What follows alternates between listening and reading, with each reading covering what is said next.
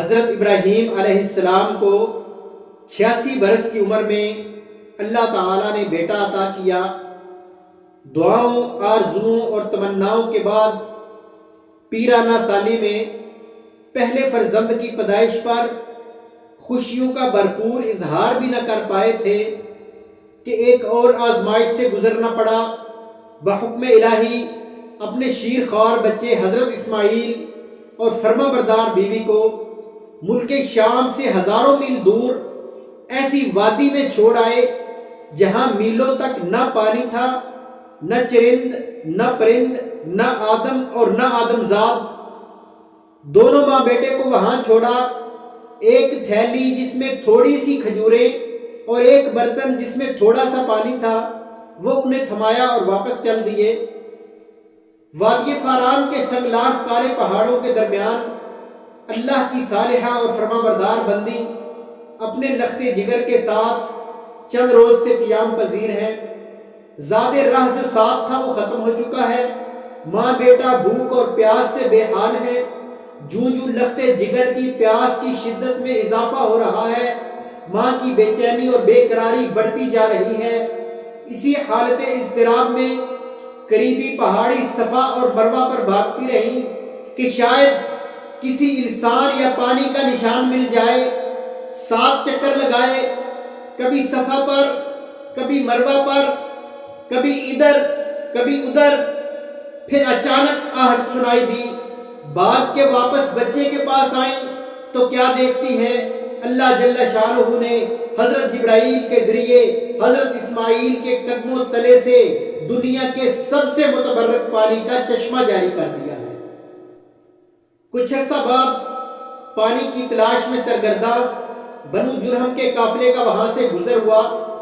جب انہیں مکہ میں پانی کی موجودگی کا علم ہوا تو وہ بھی حضرت ہاجرہ سے اجازت کے بعد اپنے اہل و عیال کے ساتھ وہاں آ کر مکہ میں آباد ہو گئے۔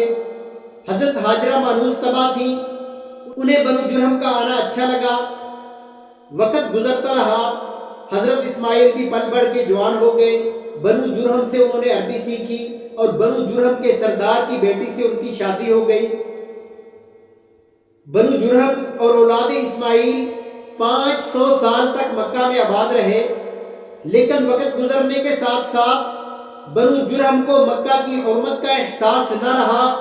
ہر نو وارد پہ ظلم ڈھاتے، کعبہ پہ چڑھائی جانے والی نظر و نیاز اپنے لیے حلال کر لیتے، نتیجتاً وہ اپنا وقار کھو بیٹھے اور خزاعہ قبیلے نے ان پہ حملہ کر کے غلبہ پا لیا۔ بنو جرہم جو صدیوں سے مکہ میں آباد تھے، ان کو مکہ سے بے دخل کر دیا۔ مکہ سے جاتے وقت بنو جرہم نے اپنا بہت سا قیمتی سامان کنویں میں ڈال کر اسے بند کر دیا تاکہ بنو خزاعہ اس مال اور بابرکت پانی سے مستفید نہ ہو سکے۔ بنو جرہم کے بعد کعبہ کے انتظامات بنو خزاعہ نے سنبھال لیے۔ اب وہ کعبہ کے متولی تھے، کعبہ کی دیکھ بھال اور دیگر امور کی نگرانی ان کے ذمے تھی، مگر وہ یہ نہیں جانتے تھے کہ زمزم کا کنواں کہاں ہے، کیونکہ بنو جرہم جاتے وقت اس کنویں کو پاٹ گئے تھے۔ بنو خزاعہ کئی صدیاں مکہ میں مقیم رہے۔ بالآخر کئی صدیاں مکہ میں آباد رہنے کے بعد اس قبیلے کو حضور اکرم کے جد اعلیٰ قصی نے مکہ سے نکال کر اپنا اقتدار قائم کر لیا۔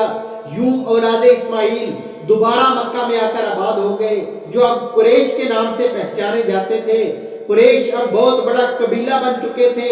زمانے نے کئی کروٹیں لی اور آخرکار اللہ تعالیٰ نے مکہ کے سردار عبد المطلب کے ہاتھوں زمزم کے چشمے کی کھدائی کا دوبارہ انتظام فرما دیا۔ وہ چشمہ جس کے آثار مٹ چکے تھے، حضرت علی رضی اللہ تعالیٰ عنہ کا بیان ہے کہ سردار عبد المطلب ایک دفعہ آرام فرما رہے تھے، ایک شخص خواب میں آیا اور کہا احفر طیبہ، کہ عبد المطلب طیبہ کو کھودو۔ عبد المطلب نے پوچھا ومت طیبہ، طیبہ کیا ہے؟ اس نے کوئی جواب نہ دیا اور چلا گیا۔ کہتے ہیں دوسرے دن وہی شخص پھر خواب میں آیا اور کہا احفر برہ، برہ کو کھودو۔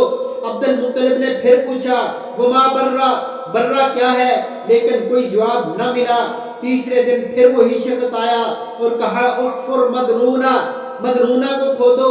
عبد المطلب نے پوچھا ومل مدرونہ، مدرونہ کیا ہے؟ اس نے کوئی جواب نہ دیا اور چلا گیا۔ کہتے ہیں اگلے دن میں جب سویا پھر وہی شخص خواب میں آیا اور کہا احفر زمزم، زمزم کو کھودو۔ کہتے ہیں میں نے پوچھا وما زمزم، زمزم کیا ہے؟ تو اس نے جواب دیا لا تنزف ابدا ولا تزم، جس کا پانی نہ کبھی خشک ہوتا ہے اور نہ کم ہوتا ہے۔ تسقل حجاج الاعظم، حجاج کا جمع غفیر اس سے سیراب ہوتا ہے۔ عبد المطلب نے پوچھا کہ یہ کہاں ہے؟ اس شخص نے جواب دیا عند قریۃ النمل، چونٹیوں کی بل کے پاس، بین الفرس والدم، گوبر اور خون کے درمیان، عند نقرۃ الغراب الاعصم، جہاں سفید ٹانگوں والا کبٹ ٹھونگے مار رہا ہے۔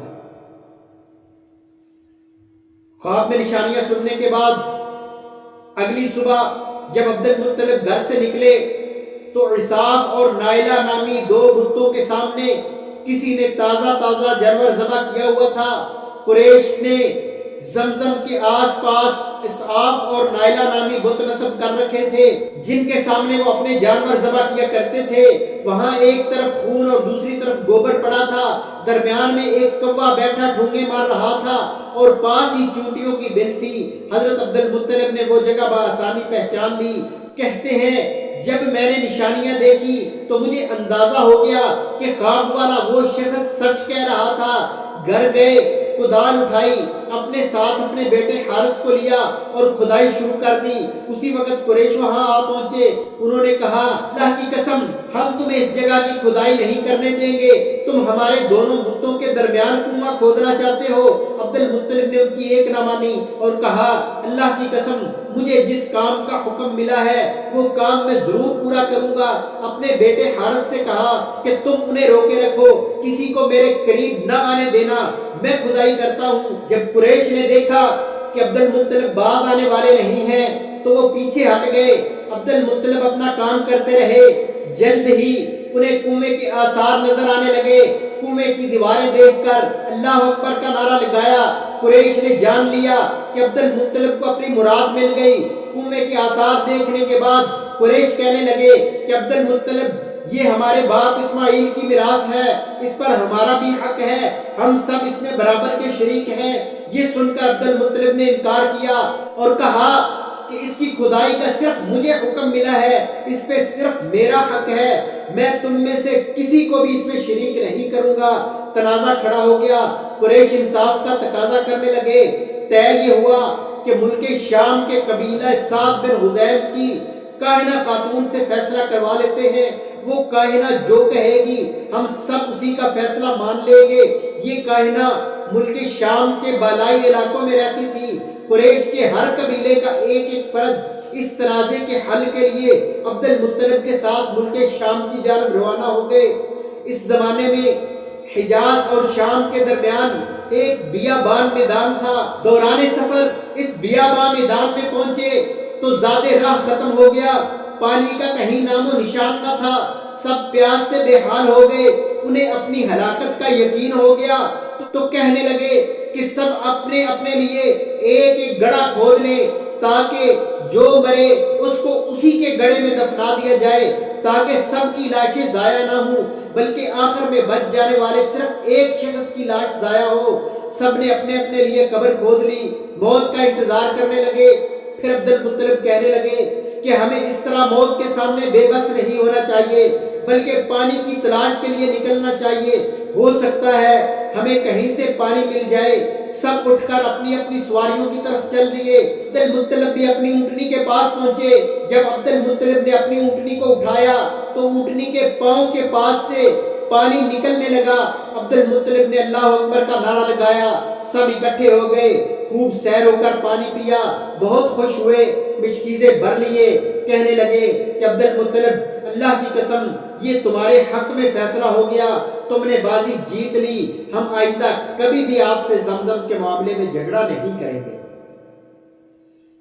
جس خدا نے اس چٹیل میدان میں ہمیں سیراب کیا اسی نے آپ کو زمزم سے نوازا، آپ اپنی امانت سنبھالیں۔ وہیں سے سب واپس لوٹ آئے اور عبد المطلب نے آ کر کھدائی دوبارہ شروع کر دی۔ کھدائی کے دوران وہ مال بھی برآمد ہونا شروع ہو گیا جو بنو جرہم جاتے وقت کنویں میں پھینک گئے تھے۔ اس میں سے 2 سونے کے ہرن، سونے کی زریں اور تلواریں برآمد ہوئیں۔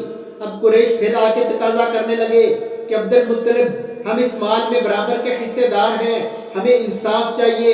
عبد المطلب نے کہا ٹھیک ہے، پانسے کے تیروں سے قرہ اندازی کر لیتے ہیں، حقدار کو حق مل جائے گا۔ اتفاق ہو گیا، قرہ اندازی کے لیے 6 تیر رکھے گئے، 2 زرد تیر بیت اللہ کے لیے، 2 سیاہ تیر عبد المطلب کے لیے، 2 سفید تیر قریش کے لیے۔ حبل کے سامنے قرہ ڈالا گیا، قرہ اندازی میں 2 سونے کے ہرن کعبہ کو ملے، تلواریں اور زریں عبد المطلب کے حصے میں آئیں اور قریش کو کچھ بھی نہ ملا۔ عبد المطلب اور ان کے بیٹے حارث نے زمزم کی کھدائی مکمل کی۔ اس زمانے میں ان کا صرف ایک ہی بیٹا ان کا معاون تھا، اس لیے قریش بار بار ان کے کام میں مداخلت کرتے اور رکاوٹیں ڈالتے رہے، جس سے انہیں کافی مشکلات کا سامنا کرنا پڑا۔ تو انہوں نے سوچا کہ اگر ان کے بیٹوں کی تعداد زیادہ ہوتی تو ایسے وقت میں وہ بیٹے ضرور ان کے ساتھ کھڑے ہوتے، قریش بھی کبھی ان کے کام میں رکاوٹ نہ ڈالتے۔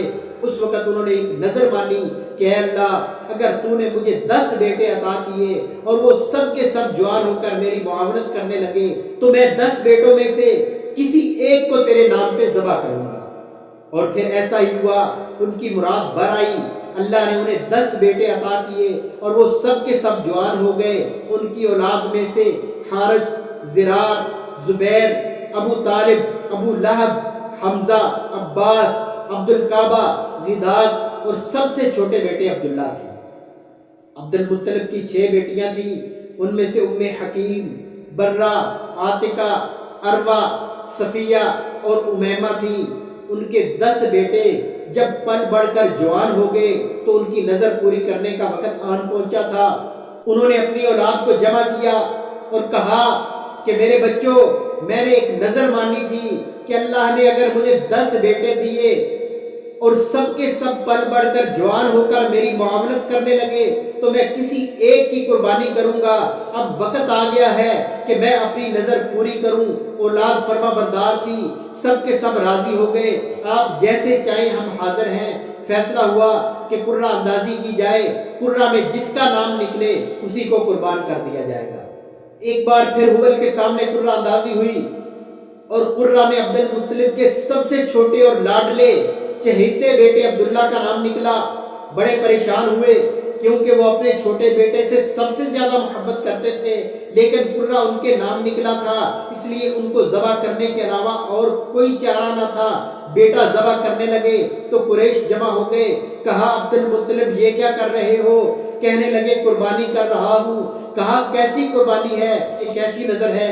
اگر آج تم نے اپنے بیٹے کی قربانی کر دی تو یہ رواج بن جائے گا، لوگ بیٹے ذبح کرنے لگیں گے، لہٰذا ایسا مت کرو۔ عبد المطلب نہ مانے۔ معززین قریش کے ساتھ ان کے اپنے بیٹے ابو طالب اور حضرت عبداللہ کے ننیال بنو مخزوم بھی آڑے آ گئے۔ انہوں نے کہا کہ عبد المطلب ہم اپنے نواسے کو ہرگز ذبح نہیں کرنے دیں گے، بلکہ ہم اس کی دیت ادا کر دیتے ہیں، وہ دیت جو خون بہا کی ادا کی جاتی ہے۔ عبد المطلب نے کہا کیا دیت دینے سے میری نظر پوری ہو جائے گی؟ اشراف قریش کہنے لگے کہ ایسا کرتے ہیں، عرافہ حجاز کے پاس چلے جاتے ہیں، اس سے مشورہ کر لیتے ہیں، وہ اس بارے میں کیا کہتی ہے۔ اگر ہمیں دیت اور فدیہ کے طور پہ اپنا سارا مال دے کر بھی عبداللہ کو بچانا پڑا تو ہم ضرور بچائیں گے۔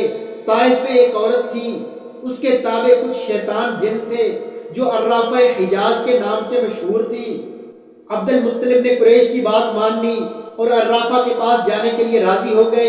اللہ تعالیٰ سے اپنے بیٹے کی نجات کی دعائیں مانگتے ہوئے چند معززین قریش کے ساتھ اس عرافہ کی طرف چل پڑے۔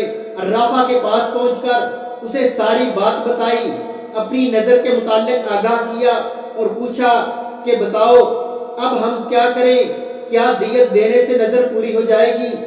عرافہ نے پوچھا کہ تمہارے ہاں دیت کتنی ہے؟ معززین قریش کہنے لگے کہ ہمارے ہاں دیت 10 اونٹ ہے۔ کہنے لگی کہ 10 اونٹوں اور عبداللہ کے درمیان قرہ ڈال لو، اگر قرہ اونٹوں کے نام نکلے تو اونٹ ذبح کر لینا، اگر قرہ عبداللہ کے نام نکلے تو پھر مزید 10 اونٹ بڑھا کر یعنی 20 اونٹوں کے مقابل قرہ ڈال لینا، اور اگر پھر بھی قرہ عبداللہ کے نام نکلے 10 اور بڑھا لینا، اور اسی طرح 10 کر کے اونٹوں کی تعداد بڑھاتے جانا تب تک جب تک قرہ اونٹوں کے نام نہ نکل آئے۔ عبد المطلب یہ مشورہ لے کر واپس لوٹ آئے۔ اب انہیں اپنے بیٹے کی نجات نظر آ رہی تھی۔ مکہ واپس پہنچے، قرہ اندازی شروع کر دی گئی۔ پہلے 10 اونٹوں کے مقابل قرہ ڈالا گیا، قرہ حضرت عبداللہ کے نام نکلا، پھر 20 اونٹوں کے مقابل، پھر 30 اونٹوں کے مقابل، پھر 40، پھر 50۔ ہر بار قرہ حضور اکرم صلی اللہ علیہ وسلم کے والد ماجد حضرت عبداللہ کے نام نکلتا۔ آخر کار کرتے کرتے 100 اونٹوں کے مقابل قرہ اندازی کی گئی تو 100 اونٹوں پہ جا کے قرہ اونٹوں کے نام نکلا، لیکن عبد المطلب مطمئن نہ ہوئے۔ انہوں نے کہا نہیں، ایک بار پھر قرہ ڈالا جائے۔ قرہ دوبارہ ڈالا گیا، پھر بھی قرہ اونٹوں کے نام نکلا۔ یوں عبد المطلب نے 100 اونٹوں کی قربانی کر کے اپنے بیٹے کو ذبح ہونے سے بچا لیا۔ اپنے بیٹے کی نجات پہ عبد المطلب بہت خوش ہوئے۔ اس خوشی کو دوبالا کرنے کے لیے بنو زہرہ کے سردار وہب بن عبد مناف کے پاس گئے۔ ان سے ان کی بیٹی آمنہ بنت وہب کا ہاتھ اپنے بیٹے عبداللہ بن عبد المطلب کے لیے مانگا۔ آمنہ مکہ کی معزز ترین خاتون تھی، مکہ کی عورتوں کی سردار تھی۔ وہب بن عبد مناف راضی ہو گئے اور اپنی بیٹی کی شادی عبد المطلب کے بیٹے عبداللہ کے ساتھ کر دی۔ اللہ تعالیٰ نے عبداللہ بن عبد المطلب کو ذبح ہونے سے نجات دلائی۔ ان کی شادی آمنہ بنت وہب کے ساتھ ہو گئی۔ شادی کو چند ہی ماہ ہوئے تھے کہ حضرت آمنہ امید سے ہوئی تو حضرت عبداللہ بن عبد المطلب کا آخری وقت آ گیا۔ عبداللہ وفات پا گئے۔ اجل نے انہیں اتنی مہلت نہ دی کہ وہ اپنے ہونے والے بچے کو دیکھ پائیں۔ پہلے ذبح ہونے سے نجات ملی، پھر شادی ہوئی، زوجہ حاملہ ہوئی۔ قدرت الہی کا ایک اہم کام پایہ تکمیل کو پہنچا اور عبداللہ اس دار فانی سے رخصت ہو گئے۔ انا للہ و انا الیہ راجعون۔